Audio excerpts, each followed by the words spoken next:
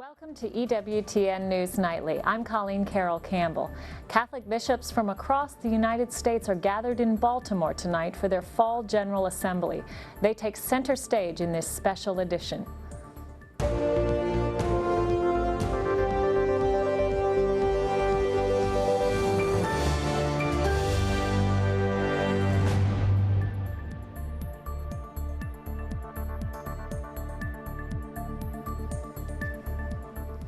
Thanks for joining us. 262 U.S. bishops have gathered in the nation's oldest Catholic diocese this week to discuss everything from the new evangelization to Catholic relief services and religious liberty. Tonight, we'll bring you the latest on their deliberations, plus highlights from my exclusive on-site interviews with more than half a dozen bishops and cardinals. But first, EWTN News Nightly's Jason Calvi reports on the bishops' election of new leaders. Glory to the Father. It was a time for prayer, fraternity, and decision-making. And one of those key decisions, electing their new leader. What's going through your own minds as you look forward to the president, vice president, and your selections? The thing that we should all be doing is simply praying that we'll elect the best possible leaders, because there's a lot riding on the balance. There's no paper ballots, no white or black smoke. Instead, these electronic devices. Please enter your vote now. The president-elect, Archbishop Kurtz. Archbishop Joseph Kurtz of Louisville.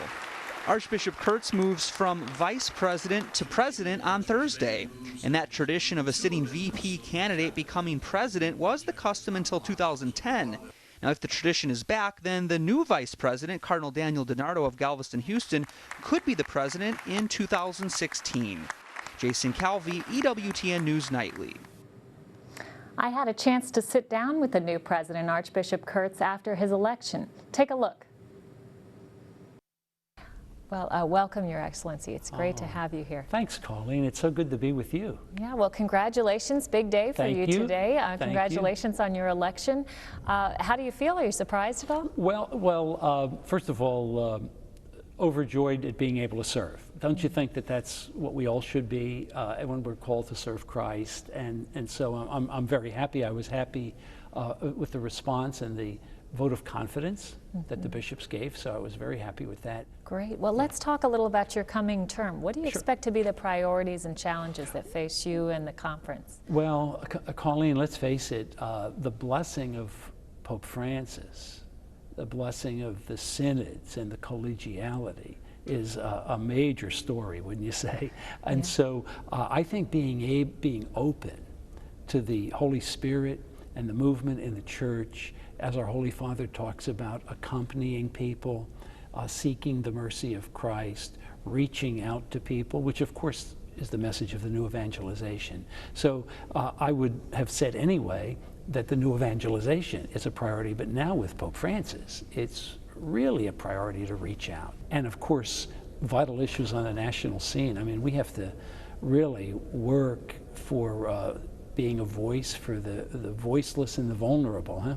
And in so doing, it might be immigration, it's obviously the right to life, the sanctity of marriage, so many of these key issues that we will be dealing with, and all within the context of religious freedom, because we have some work to do there, you know.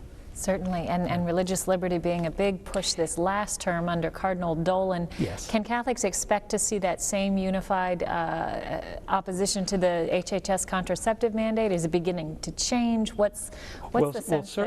Certainly, there's a couple of commitments with HHS. The first is a commitment that we as bishops have had from the beginning, actually for decades, and that is to give people access to affordable health care. That's a good thing. That's something we should do. We also are major providers, as you know, as a church. Within that, though, is this major question of wanting to do this in a way that, of course, does not in any way violate our consciences. So that work will continue. The bishops will continue to have a strong resolve for what I would call a common sense religious freedom clause. And we're going to be working hard for that, even as individual avenues on a local level have to be pursued. We'll be looking at court cases, as you know. I think we've had some successes that individual dioceses have had, and certainly the first wave of that are going to be the for-profit entities that have successfully moved forward with their court case. So yes, the bishops are going to be busy. Is there a game plan for this January deadline that's coming up? This kind of clock is ticking now toward that deadline. Yeah. And as you wait for these court cases, if those don't give you any relief in time, what's the plan? Yeah, well, of course, there's a number of plans. The first is for us to maintain our resolve not to do anything that's going to violate our conscience. And that's something that we as bishops need to be together on. Now, in the midst of that, avenues are going to be looked into in terms of cooperation, etc. But the primary focus needs to be on our continuing to stay steadfast. You mentioned the deadline, and of course, this deadline gets complex because not every policy in each diocese begins on January 1. So there's complexity on when healthcare packages begin within a diocese. There's even the complexities on the rollout, as you know, of affordable care in general. And of course, as I said, we are still holding great hope with regard to court cases. We think that there's a good chance that at least on this first wave, there'll be court cases going to the Supreme Court. And yesterday we heard from the Papal Nuncio to the United States, Archbishop Vigano, and he stressed a couple of messages from Pope Francis. One is calling bishops to simplicity of life, to this gospel witness. He also talked about the fact that the Pope wants bishops who are pastoral primarily rather than ideological. Some media speculation has been that the conference is now going to take a turn toward downplaying issues of life and marriage and even the religious liberty fight and focus more on issues like relieving poverty and dealing with immigration. And so that's the speculation, that the conference is going to turn away from the work it's been doing. That has a lot of our viewers a little worried that the bishops are going to kind of back down. Colleen, a lot has to do with the word pastoral, doesn't it? Being a pastor means to accompany and walk with people who are hurting. And in many cases, the voiceless and the vulnerable are people who are in failed marriages, or certainly the child in the womb, as you know, is a special love of mine, with the blessing of the child in the womb. Yeah, which you formulated, right? Well, I was a part of it, okay. And but very much, I think that there's a false divide, isn't there? And that's what I worry about. There's not this great divide about, well, are we going to be advocates on a legislative level, or are we going to be pastoral? No, the truth is we need to do both. And I think what our Holy Father is saying is accompany people. Don't push people away. Now, as we do so, we need to work for just policies. And so that work will continue. If anything, I think the Holy Father's call will have us expand our desire to have what I would call a robust and a common sense religious liberty. And that's going to affect a lot of the issues you just mentioned. And you met Pope Francis last month, right? We did. Tell us a little bit about that encounter, and also what you think just sort of rank and file Catholics can learn from him about evangelizing in their own little sphere of the world. Yeah, great question. Thanks, Colleen. I often think when I finished that interview, I thought, well, now all the things people suspect it would be like to meet the Pope, they're all true. Really, because he was humble, he was engaging, he listened, he took an interest. We talked about the church in the United States. He talked about vocations. He talked about the state of the family. He talked about the homilies we give, and you know, he's great with his daily homilies. So all the things that I think people would suspect from the image would be true, they really are true. I came away thinking, now if I had to choose a pastor of a parish, he'd be the one I think I'd want to go to. So I think people can be very assured of his leadership. What you mentioned secondly is very important, isn't it? And that is that I think our Holy Father is saying bringing Christ to the world is within the reach of every one of us. He extends to the people right in front of him. And I believe, I almost feel a quality of Mother Teresa. in which she had that ability to be able to see the person in front, and almost you could tangibly feel the presence of Christ. Well, that's true of each one of us in our families. Me as a bishop, and working with my brother priests and deacons, women religious, just all the faithful. It's a great opportunity for us to be very intentional. Now, you have a background in social work. I do. And I would imagine that brings a unique perspective on a lot of these issues. One issue that continues to be a heartache for many Catholics is the clergy sex abuse scandal, which is, you know, in some ways still ongoing, the scandal, and certainly the recovery, and the recovery of trust. And a lot of people are still wondering, you know, is the conference continuing to make this a priority, or is that almost, you know, sort of taking a back seat in terms of good question. Good question, Colleen. And here, when I say that we are called as a church to serve the voiceless and the vulnerable, here it takes special meaning. Because we have a sad history. We've learned in a very difficult way how the church, not as the body of Christ, but as individual members, are sinful. Our Holy Father himself, when he said, how would he describe himself? He says, I am a sinner. So every one of us needs to look at that. There are certain areas in which we must reach out to victim survivors. We have a duty to continue to create a safe environment, an environment in our schools and in our parishes in which children and youth are safe. You know that we're renewing the charter. We're renewing and in revitalizing the charter, looking at what needs to be updated. We've done this a few times since it was passed in 2002. That's going to give us a fresh impetus to continue to do the things we're doing. We need to build now on the things that have been done. And you're right, we need to be transparent in dealing with our faithful and dealing clearly with a lack of tolerance of any abuse. We're almost out of time, but real quickly, what are you most hopeful about? There are a lot of problems and challenges confronting the church in the United States. What gives you hope? Hey, there's a curiosity about Christ. There's a great curiosity about Christ. And thank God for Pope Francis, because I can't go into an airport and wear a collar without people saying, how about Pope Francis? And how about Christ? Well, isn't that that's hallelujah, that's great news. Well, thank you so much for joining us, Archbishop Kurtz. Thank you. We have to run to a break, but when we come back on this special edition, we'll bring you my exclusive interview with Cardinal Timothy Dolan. Stay with us.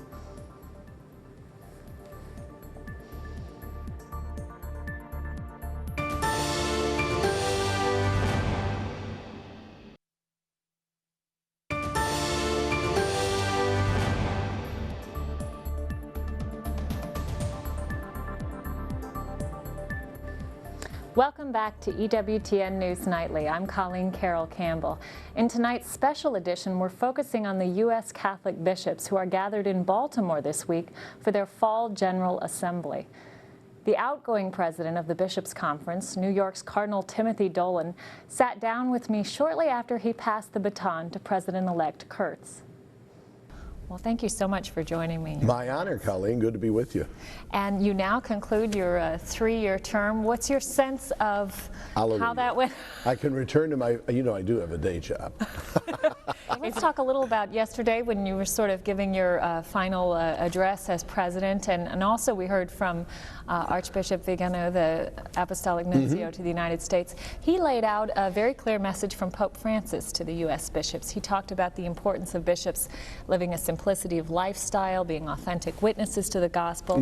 He also talked about the importance of bishops being pastoral rather than ideological. Now, in the U.S., that term pastoral, as you probably know, is taken by some, and I think some of the media coverage has suggested that that's code for let's not worry so much about doctrine, let's just be nice guys. Is that your reading of it?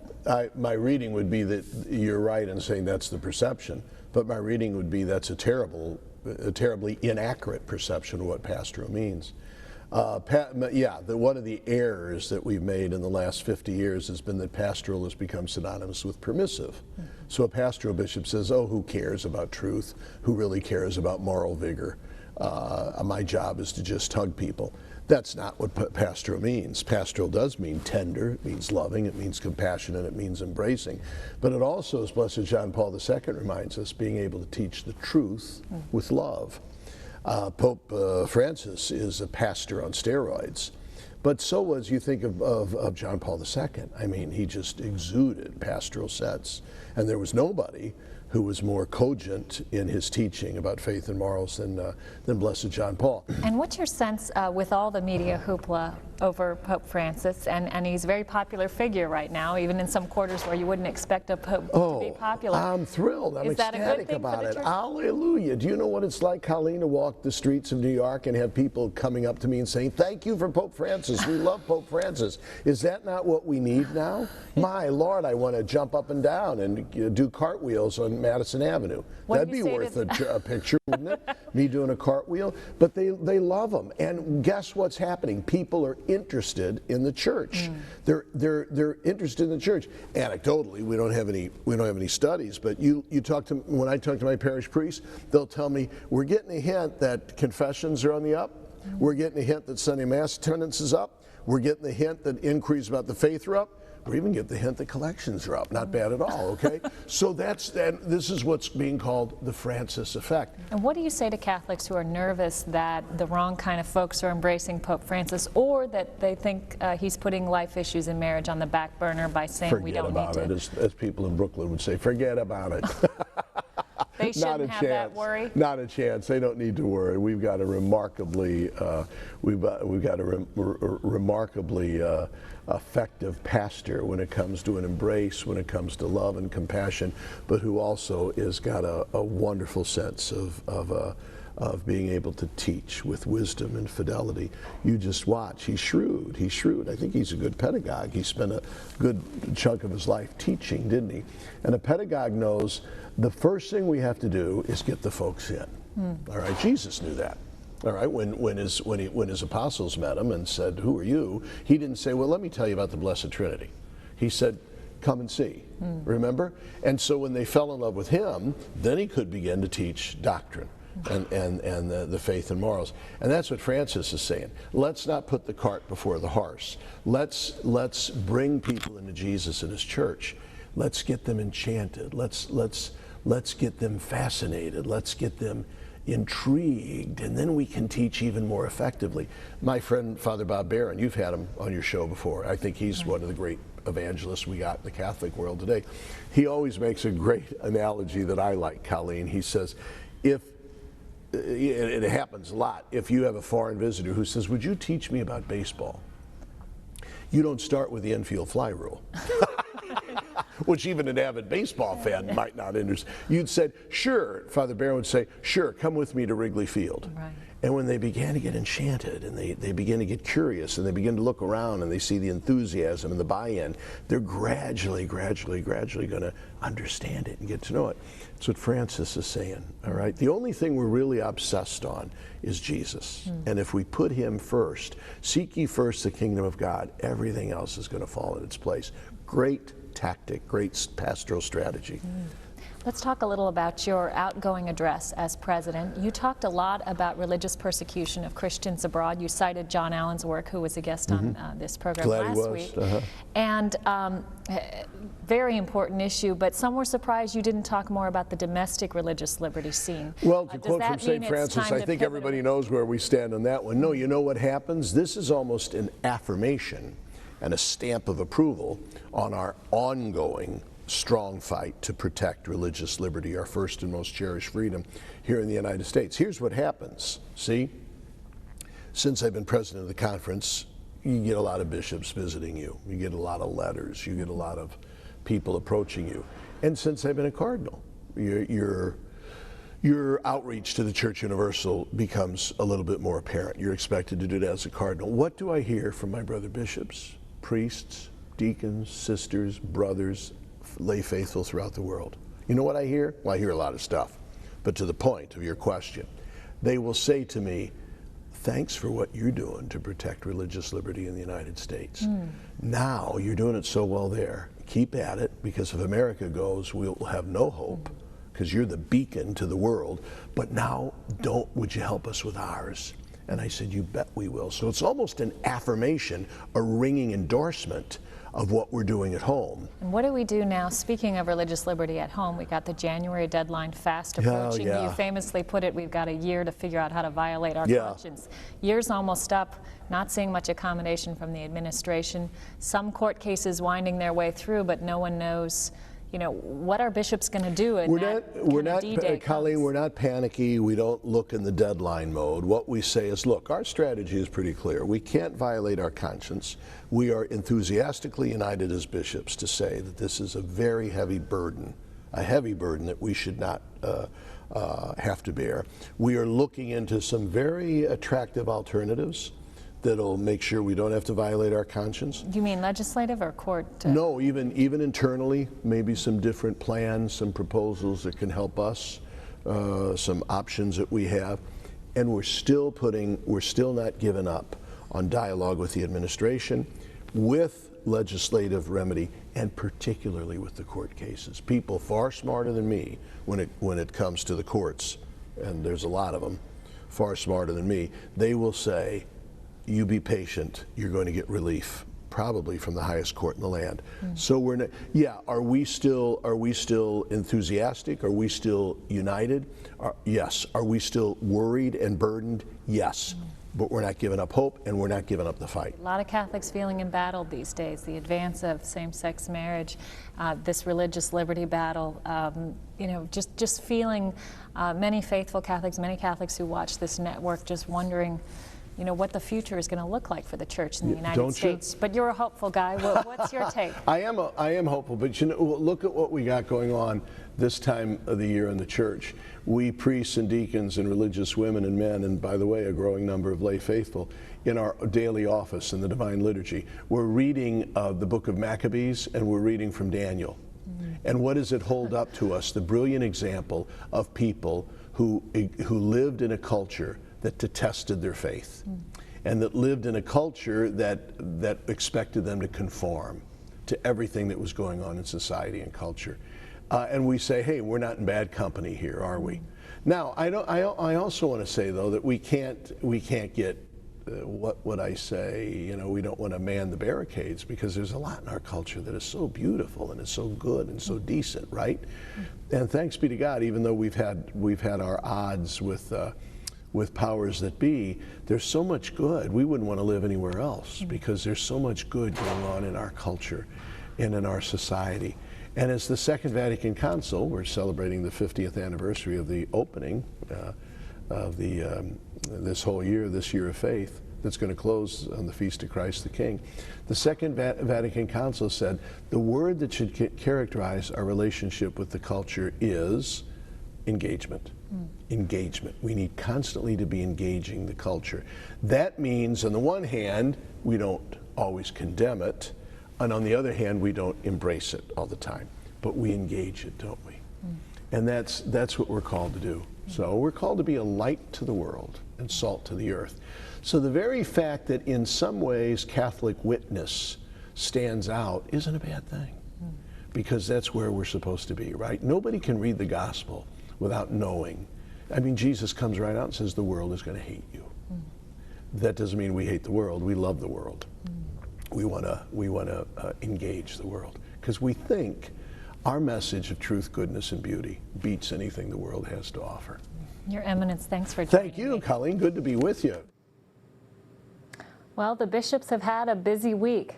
After opening many sessions to the media on Monday and Tuesday, they met today behind closed doors, where they discussed their response to the Health and Human Services mandate.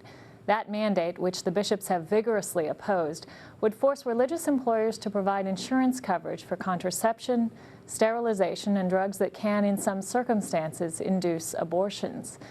The bishops released a statement today reaffirming their resolve to, quote, resist this heavy burden and protect our religious freedom.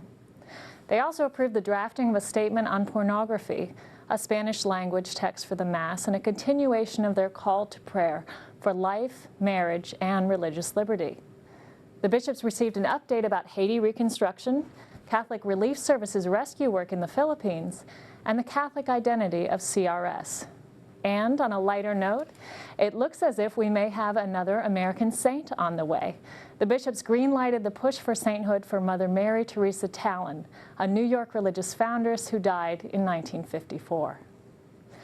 Well, the person who arguably had the most influence over this fall's meeting wasn't even there. Pope Francis may have been 4,500 miles away in Rome, but he dominated both public and private conversations this week. I asked a number of bishops for their impressions of the new Pope and his message. Here's what they told me. It's a great thing because people are listening to the Pope who didn't care for the Pope's office, basically. So it's better to listen to the Pope than not. And that's a good thing. Also, the way he's reminded us of the gospel imperative to put the poor first. They are the first in the kingdom of heaven. We all get into heaven because we're riding on the backs of the poor. So all of that is part of the church tradition that he's chosen to emphasize in a spectacular way. But its gestures are universal in a telling way. It's really nice to see that. I think he's giving us a good example of how to be disciples of Jesus Christ, and especially how to pay attention to people. I think it's beautiful to see how he dedicates so much time to just to be with people. He enjoys being with people, and I think it's important for us to understand that our ministry should be especially directed towards loving people and bringing people to God. So he's urging us indeed to listen to the Word of God, to worship in spirit and truth, go out and serve the poor, but in a way that respects their integral human development. And I would submit that the Church's teaching on marriage is fundamental to integral human development, that the respect from life, for life, from the moment of conception and all of its stages to natural death, is fundamental. Fundamental to our human dignity is religious liberty. So in defending these things, he's rightfully telling us not to do it in a vacuum, not to do it as merely part of a political agenda, but to do it as part of our mission of evangelization and in service to those most in need. My impression of him in person is exactly the image that people have of him on the global stage. He's very personable, very down to earth and approachable, and just someone that it's easy to connect to immediately. Pope Francis is giving us another reminder, not just with words but by his example, that it all has to do with the affirmation of human dignity and integral human development, true human flourishing. We need to look to the broader picture, but that doesn't mean that we back away, but we just understand it in the proper context. Everywhere you go now, when they see a collar, someone will say, "What do you think of the new Pope?" And before you can say a word, "We think he's great." He has made quite an impression, of course, with his humble style and his attentiveness to the poor and his care for the littlest and weakest among us. I think he's been a real inspiration to all of us, and certainly an encouragement to bishops to consider how we are living our lives and whether we're really among the people. His phrase about we have to have the smell of the sheep is a poignant one. In other words, we have to be near our people, close to our people, among our people. So he's been a great encouragement, I think, for all of us. That's all for tonight's special edition. Be sure to join us in the weeks ahead as we bring you more extended portions of my interviews with the bishops on the issues of the day. And be sure to like us on Facebook and follow us on Twitter. And you can catch our entire program again on EWTN's YouTube page. I'm Colleen Carroll Campbell, and on behalf of all of us here at EWTN News Nightly, thank you for watching. We'll see you next time.